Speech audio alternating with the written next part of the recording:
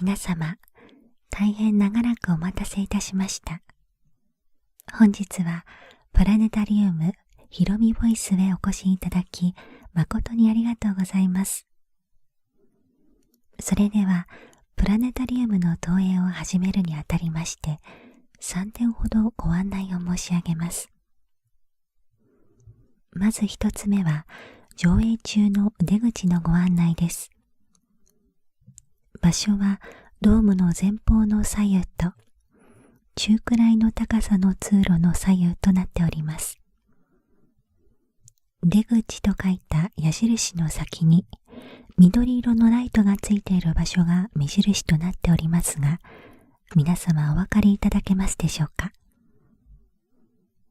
上映中にもしもご気分が悪くなってしまったなど、どうしても外に出たいときは、これらの出口を使って外に出ることができます。中くらいの高さの通路の向かって右側の出口には、係の者が懐中電灯を持って常時控えておりますので、ご用の折にはお気軽にお声をかけてくださいませ。それから2つ目、ドーム内でのご飲食、カメラ、ビデオなどのご使用、おタバコはお断りしておりますので、皆様のご協力をお願いいたします。最後に3つ目。これ以降上映が始まりますと、ドームの中の明かりは足元も見えなくなるくらいに真っ暗になってしまいます。上映中は危険防止のため、特にご用がなければ、むやみに席から立ち上がったりしないようにしてください。それでは、足元の明かりを落としまして、星空解説の方へと入ってまいります。皆様、どうぞリラックスしながら、最後までお楽しみくださいませ。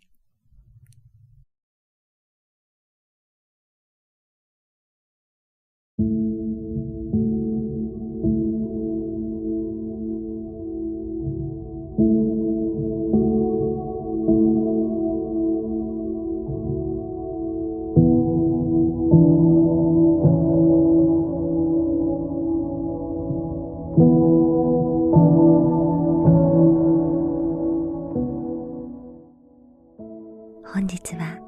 冬の星空のスターウォッチングの旅へ参りましょう。寒気を含んだ北風が吹きつける冬。寒くてスターウォッチングには厳しい季節と言われていますが、身支度をしっかりと整えた上で、ぜひ頭上の星空を見上げてみてください。冷たく澄み渡る透明な大気の中で、明るい星々が瞬き合う様は、一年の中で最も豪華な星の輝きに包まれる幸せを味わわせてくれます。誰の目にもまず真っ先に留まるのは、オリオン座の金星の取れた姿でしょう。左肩に輝く赤いベテルギウスと、足元に輝く白いリゲルの2つの一等星、それに3つの星が斜め一列に行儀よく並んだ三つ星。その美しい配列には思わず見とれてしまうでしょう。この赤いベテルギウスと南の空で青白くギラギラ光るシリウス、それにプロキオンの3個の一等星で形作られる冬の大三角も一目でわかります。これを目印にすれば、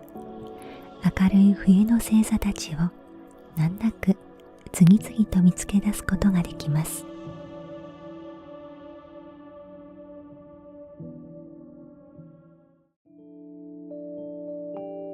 こちらは12月の北の空です。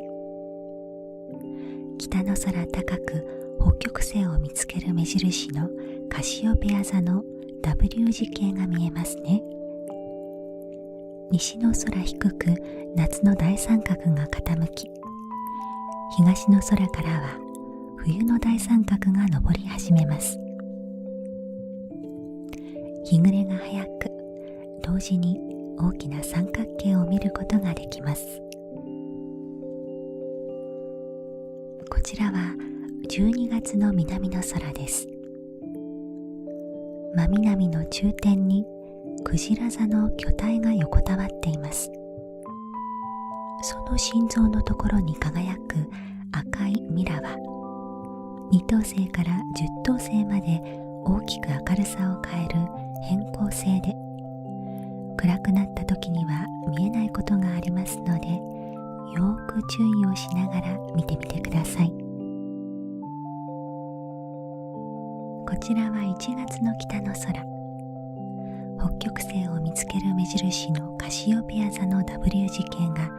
北西の空へ傾き、北東の地平線からは北斗七星が顔を見せています。頭上のあたりでは魚舎座の一等星カペラの黄色みを帯びた輝きが見えるでしょう。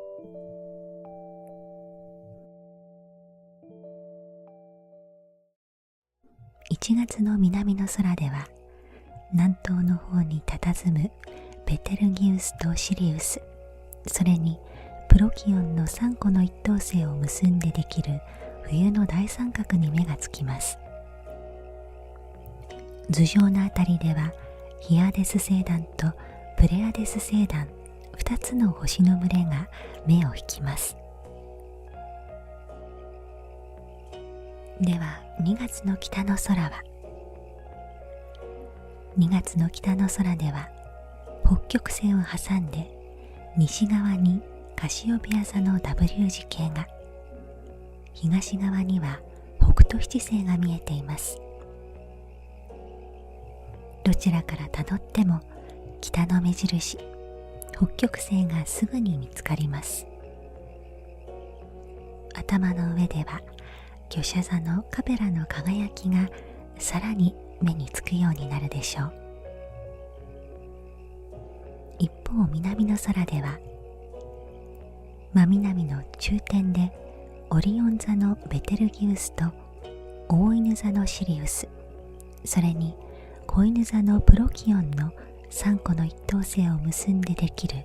冬の大三角がより目につくようになります。ここに見えるプレアデス星団も目を引く存在です。凍りつく冬の夜空の透明度は一年を通じて最も素晴らしく、小さな星までよく見通せます。まして明るい一等星が7個も輝いているのだから、星空の美しさと輝きは一年で一番と言えます。冬の星座探しで最初の目印になってくれるのは、明るい6個の一等星をぐるりと大きく結びつけてできる冬の大六角形です。真南の中天でギラギラ輝く大犬座のシリウスから、子犬座のプロキオンへと時計の針と同じ方向へ目を移していき、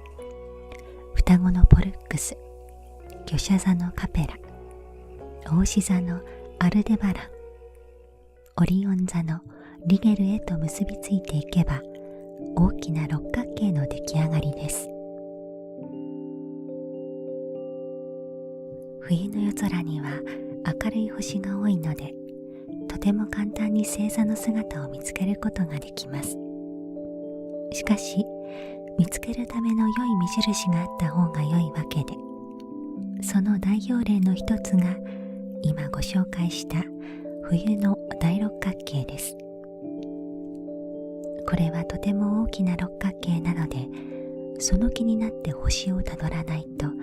っきりつかめないかもしれません。そんな時はさらに形のつかみやすい冬の大三角を星座探しの目印にされると良いでしょう。冬の夜空を見上げてまず目に留まるのは、全天一明るい星としておなじみのシリウスです。ギラギラといった印象で輝いているので、さすがに街中の夜空でもわかります。このシリウスを中心にして V 字形に腕を広げると、左手の先に子犬座の白色の一等星プロキオンが輝き、右手の先にはオリオン座の赤い一等星ベテルギウスが輝いているのが目に留まります。シリウス、プロキオン、ベテルギウスの3個の明るい一等星を結んでできる逆三角形が冬の大三角。真冬の真南の中点にできるこの三角形は、一目でそれとわかるでしょ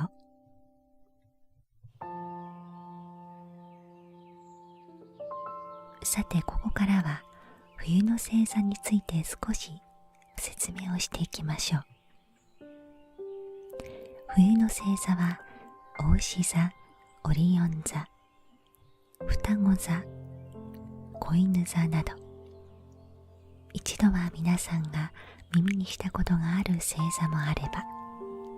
一角獣座、魚舎座、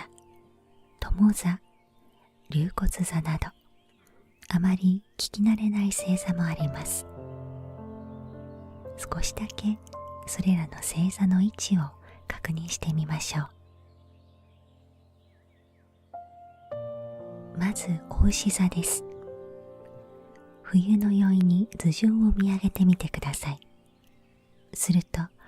小さな星の群れプレアデス星団と V 字形の星の群れヒアデス星団を見つけることができます。牡牛座の目印はこの2つです。プレアデス星団は牡牛の肩先、ヒアデス星団は牡牛の顔にあたります。大神ゼウスがエウロパ姫をさらった時に変身した白い牡牛の姿とされています。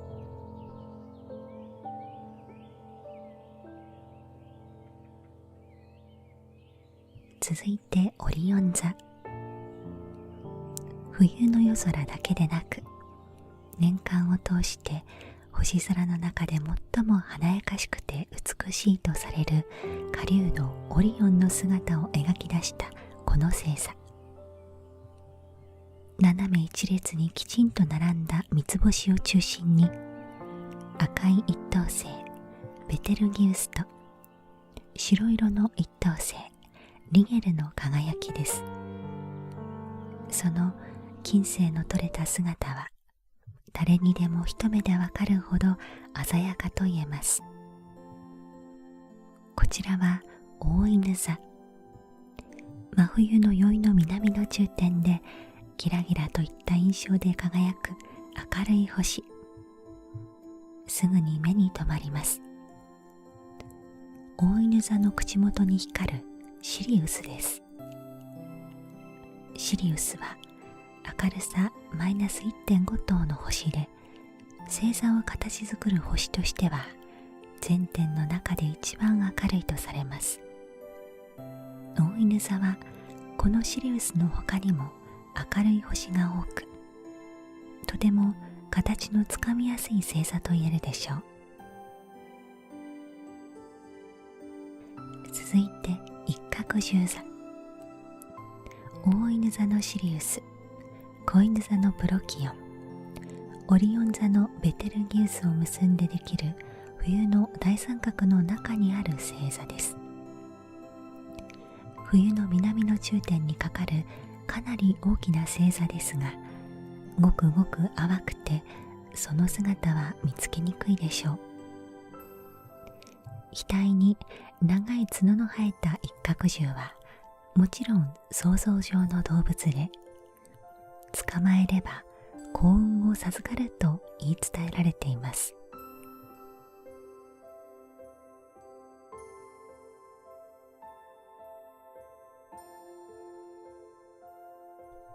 魚舎座。真冬の宵の頭上を見上げてみると、黄色みを帯びた明るい星が輝いています。これが魚舎座の一等星カペラです。魚舎座は将棋の駒のような五角形に星が並び、その一角にカペラが輝く、とてもわかりやすい星座です。メスヤギを抱く老人の姿とされ、神話ではアテネ三代目の王エリクトニウスと言われています。冬の星空にはうさぎ座と鳩座も描かれています。オリオン座の南にある小さな星座がうさぎ座。狩人オリオンの足元にうずくまるように描き出され、そのすぐ東には猟犬の大犬座があります。うさぎ座のさらに南にはオリーブの葉を口にくわえた鳩座があります。これはノアの箱舟から放たれた鳩の姿を描き出した星座とされています。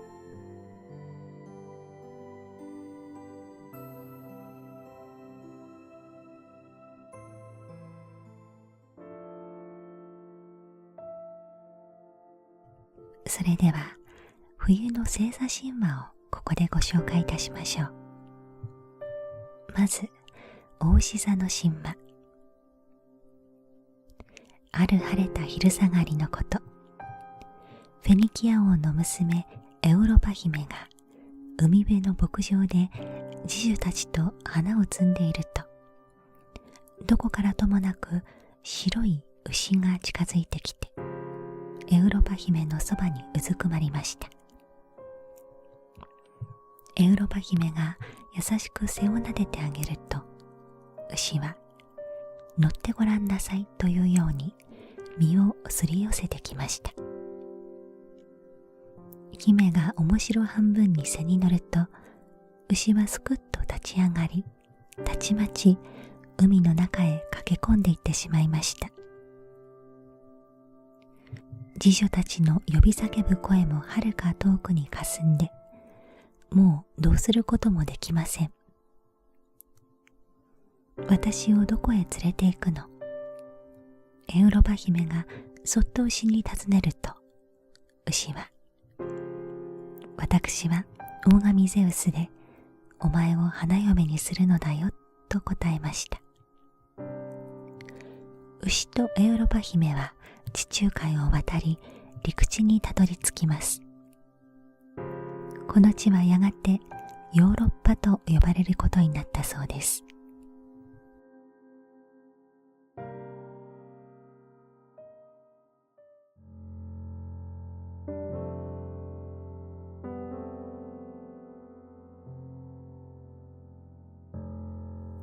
プレアデスとオリオン。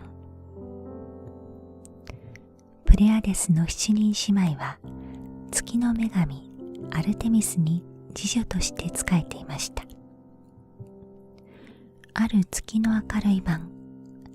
森の中で踊り遊んでいると、天界の狩人オリオンが割り込んできました。狩人オリオンは7人姉妹に恋心を抱いていましたが、彼女たちは乱暴者のオリオンを恐れていたので、大慌てで逃げ、女神アルテミスに助けを求めました。女神が7人姉妹を衣の裾に急いで隠すと、オリオンは気がつかずキョロキョロしながら行ってしまいました。オリオンが去った後、女神アルテミスが衣の裾を上げると、7人姉妹は美しい鳩の姿に変わって外へ飛び上がり、プレアデス星団となって輝き出しました。ところが後にオリオンも星座となったから大変です。星の日周運動でプレアデスを追うようにオリオンが空に昇ってくるので、7人姉妹たちは再び西へ西へと逃げる羽目になったそうです。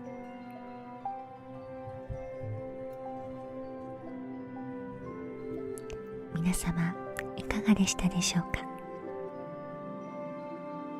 どうぞそのままゆっくりと目を閉じながらリラックスしておくつろぎくださいませ。本日はひろみボイスへお越しくださり誠にありがとうございました。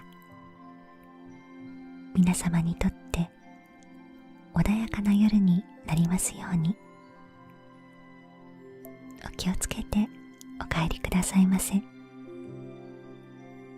おやすみなさい。